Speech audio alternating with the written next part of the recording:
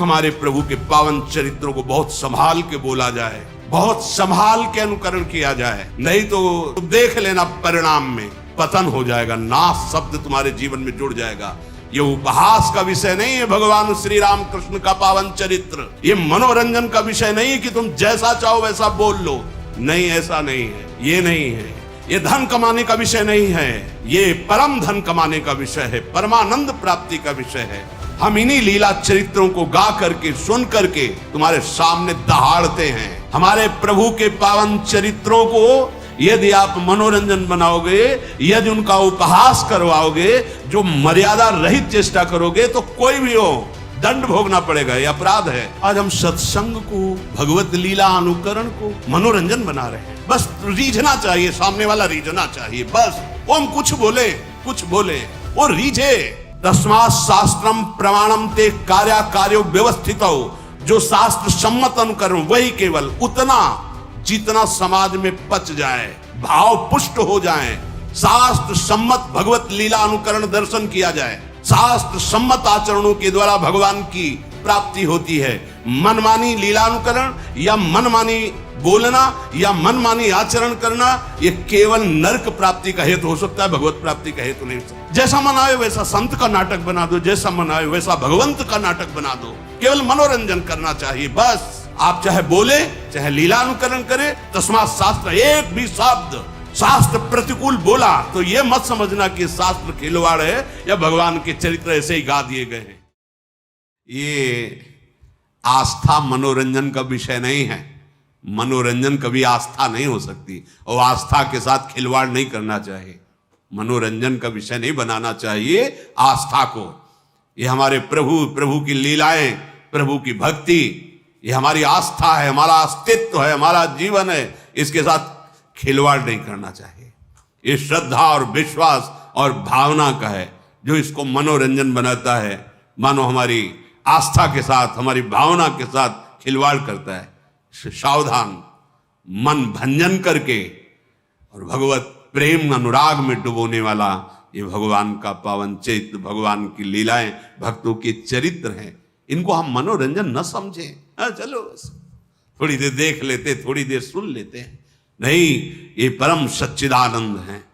इसीलिए हम लोग अपनी आस्था के साथ खिलवाड़ करते हैं, जो मन आता है वो नाटक बनाते हैं, जो मन आता है वो नाटक देख लेते हैं, जो मन आता है। ऐसे नहीं है, ये हमारी आस्था का विषय है, ये हमारे अस्तित्व का विषय है, ये हमारे जीवन का विषय है, इसके साथ खिलवाड़ नहीं होना चाहिए। देखो, हमारे प्रभु जैसा ना तो कोई था, ना है, ना होगा। ये अनादि अनंत महामहिम भक्तजन कुछ उनकी लीलाओं का अनुकरण करके तन्मय होते हैं। उसकी भी लीला की एक मर्यादा है। जिस समय हमारे ठाकुर मुकुट धारण करते हैं, महारानी जी की चंद्रिका, तो स्वयं रासाचार्य जी को देखा साष्टांग दंडवत और आरती करके, जय जय, मुकुट विराजमान है, चंद्रिका विराजमान। लीला महासुख प्रदान करने वाली, हजारों को भक्त बना दिया भगवत लीला अनुकरण ने इस जीवन को भी।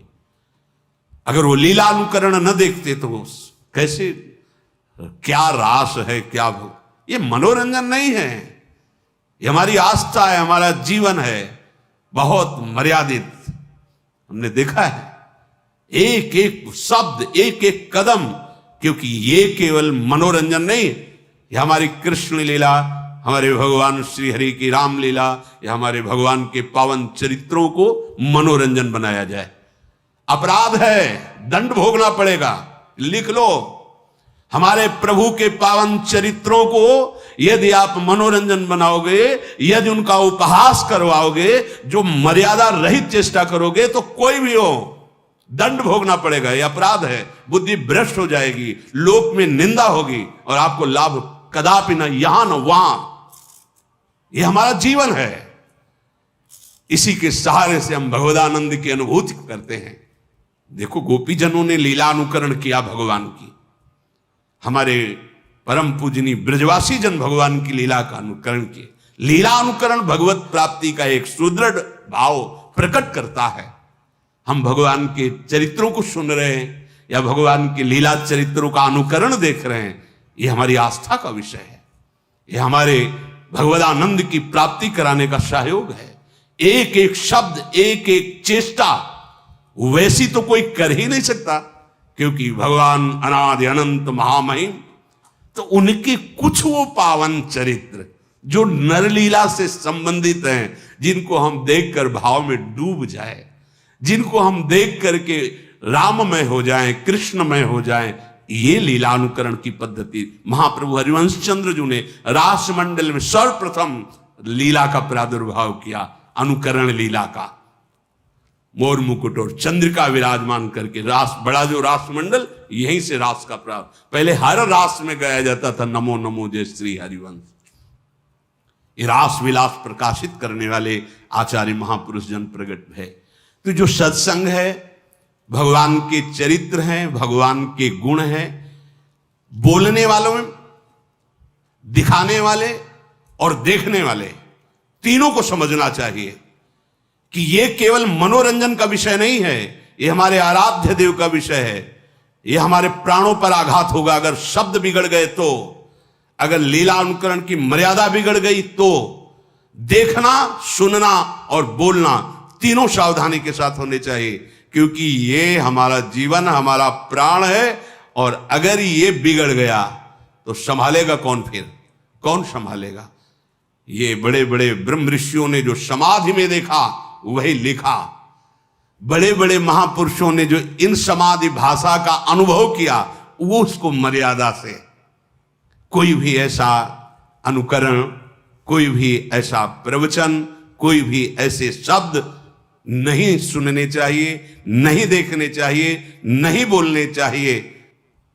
साक्षात परब्रह्म करुणा करके अपने भक्तों को सुख देने के लिए, अगर आपको लगता है कि इनका लीला चरित्र मनोरंजन है, तो फिर हमारा जीवन क्या है? हम इन्हीं लीला चरित्रों को गा करके, सुन करके तुम्हारे सामने दहाड़ते हैं।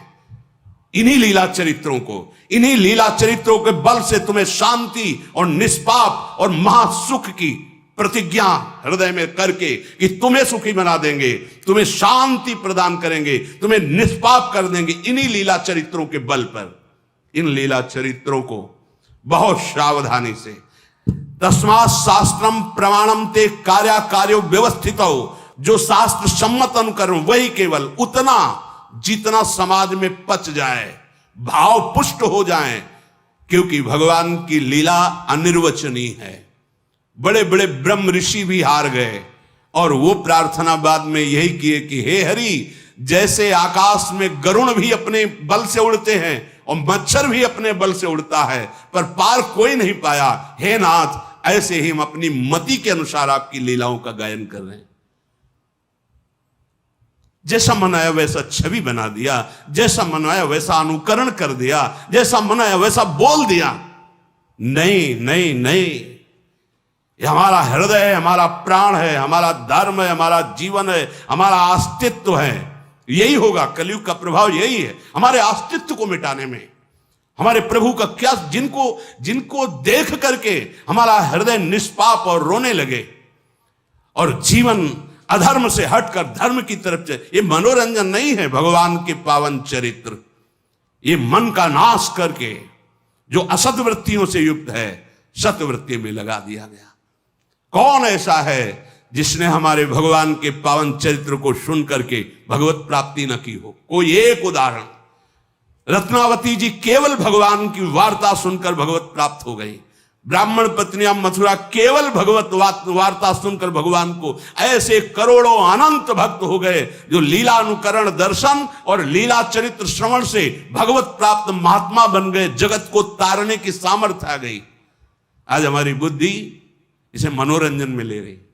भगवान की लीला चरित्रों का अनुकरण, भगवान की लीला चरित्रों का गायन बहुत सावधानी से होना चाहिए, जिससे हमारी आस्था, हमारे आस्तिकता पर, हमारे हृदय आराध्य की कहीं भी उसमें चोट न पहुंचने पावे। अगर चोट पहुंचेगी तो विश्व में कोई ऐसा नहीं जो इस अपराध को पचा सके। तुम्हारा वैभव, तुम्हारी बुद्धिमत्ता, तुम्हारा बल, तुम्हारा प्रकाश सब नष्ट हो जाएगा।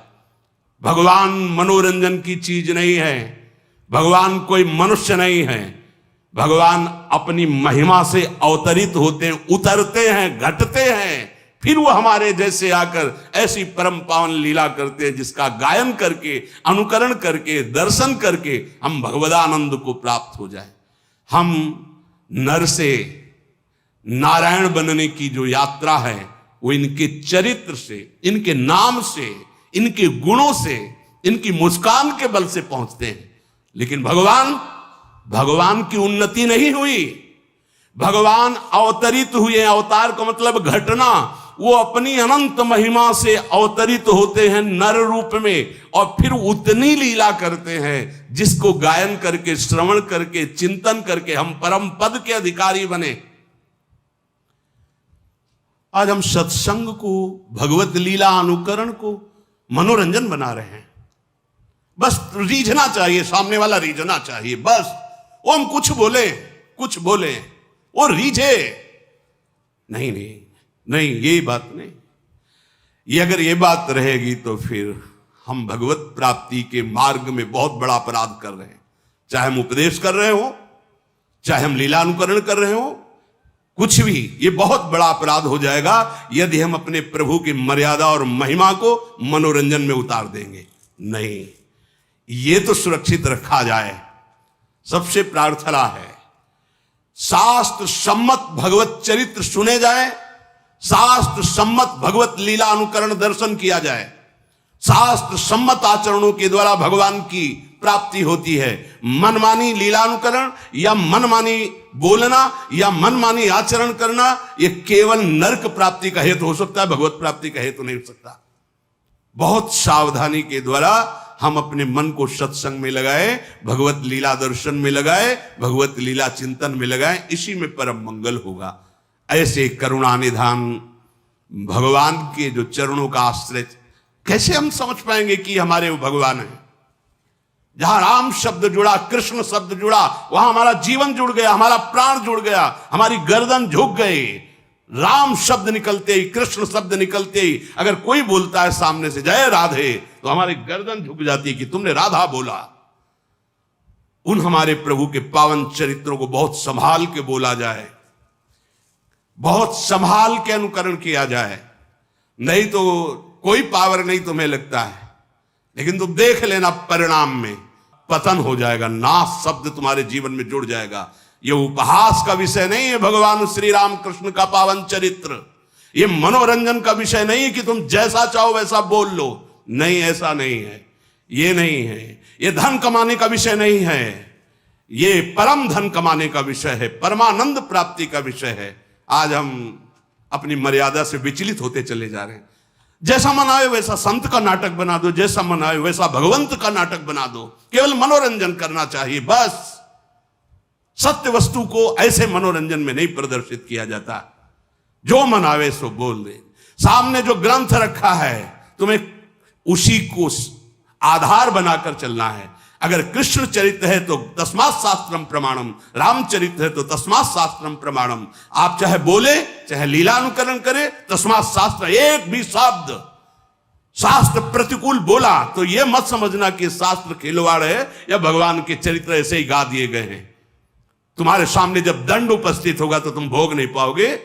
हिरण्यकश्यप जैसे तुम नहीं हो कि ऐसी तपस्या करके त्रिभुवन विजेता बन गया, या रावण जैसे तुम नहीं हो, उनको भी धूल धूसरित कर दिया, वो पावन चरित्र है। इसलिए सावधान। भगवान का चरित्र देख करके, सुन करके हम अपने जीवन को भगवत में बनाते हैं। महापुरुषों ने बनाया है और आगे बनाते रहेंगे।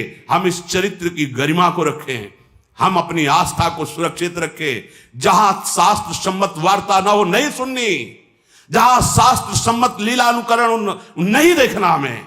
हमें हमारे प्रभु के प्रति भाव बढ़े, ऐसा सुनना है, ऐसा देखना है, ऐसा बोलना है। हम जीवन अर्पित करें अपने प्रभु पे। ये भारत भूमि है जिसको शास्त्रों में वर्णन किया गया कि अहो भाग्य, धन्य भाग जो भारत भूमि में जन्म लिया।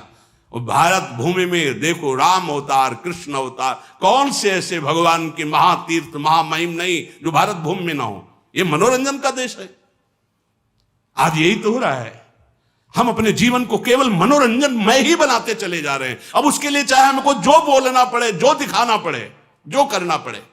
नहीं नहीं भाई, सावधान, ऐसा नहीं है। अगर हमारे प्रभु के साथ तुम्हारा खिलवाड़ शुरू हुआ तो तुम्हारे साथ वो खिलवाड़ शुरू होगा कि तुम संभाल ही नहीं पाओगे, क्योंकि त्रिगुणात्मिका माया उनके आदेश से चलती है। तुम्हारा धन, तुम्हारा वैभव, तुम्हारी बुद्धिमत्ता, तुम्हारा पद मिट्टी में मिल जाएगा। ये भगवान के पावन चरित्र हैं, भगवान के पावन गुण है। संभाल कर बोलो, संभाल कर सुनो, जिससे तुम्हारा भाव बढ़े, तुम भगवदानंद को प्राप्त हो। श्री राधा वल्लभ लाल की।